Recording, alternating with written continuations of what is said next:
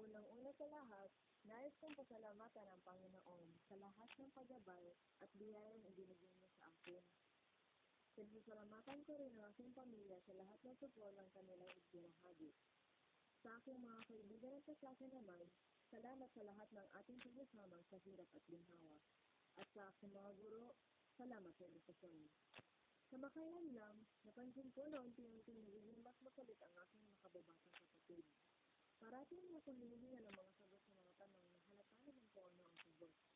Nasa ikatlong balikpanik siya sa elementarya at hindi ko akalain na hindi pa rin niya alam ang mga sagot sa bagay-bagay. Mismo kong naranasan na maging isang guro ng aking kapatid at masasabi ko na mabilis siyang matuto sa kahit anong leksyon. Ngunit, ganito na ba ang edukasyon ngayon? Hanggang dito na lang ba ang kakayahan ng kanyang guro sa pagturo? Sayang naman, pribado pa naman ang kanilang paaralan. Kung kaya, nabibismaya ako sa kamalian ng pagmaraan nila sa pagtuturo. Hindi biro ang edukasyon. Noong kasinidad ko pa lang ang aking kapatid, wala pa akong balay sa mga mahahalagang bagay tulad ng edukasyon. Hindi ko kinailangan mag-aral na maayos dahil parati naman akong nakakakuha ng mga matataas na marka. Ngunit noong nagsimula ako ng high school, nagbago ang lahat. Natutunan kong mag-aral ng mabuti upang maabot ang aking mga pangarap. Kinailangan kong magpakita ng isang magandang halimbawa sa aking kapatid. Nagsimula akong mangarap na tulungan ang aking pamilya upang hindi na kami maghirap. Alam ko noon pa lang na sa pamamagitan lamang ng edukasyon, ako ay makapagbibigay sa kanila ng pag-asa.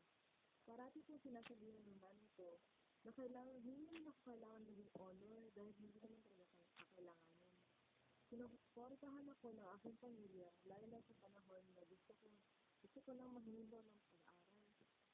Binigyan ako ng inspirasyon ng mga taong malapit sa aking puso. Tinulungan ako ng aking mga mahal sa buhay, kaya ito ako ngayon. Valedictoria na ako sa institusyong to. Nagsisiguro ko na iaalay ko sa Panginoon ang mga gantimpala nito sapagkat siya ang laging gumagabay sa akin sa lahat ng aking ginagawa. Ang mga medalya at parangal ay wala lamang ito kung ikukumpara sa aking walang dayang edukasyon.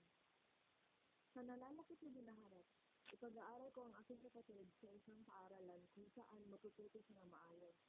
Nang sa ganoon, mas pasalamatan niya ang kanyang mga guro sa pagbuo sa kanya tulad ng pagbuo ng mga guro sa akin. Balang araw, ninanais ko maging valedictorian bilang aking kapatid at maranasan niya rin ang paghihirap na aking dinaanan. Yun lang po. Salamat. Maraming salamat.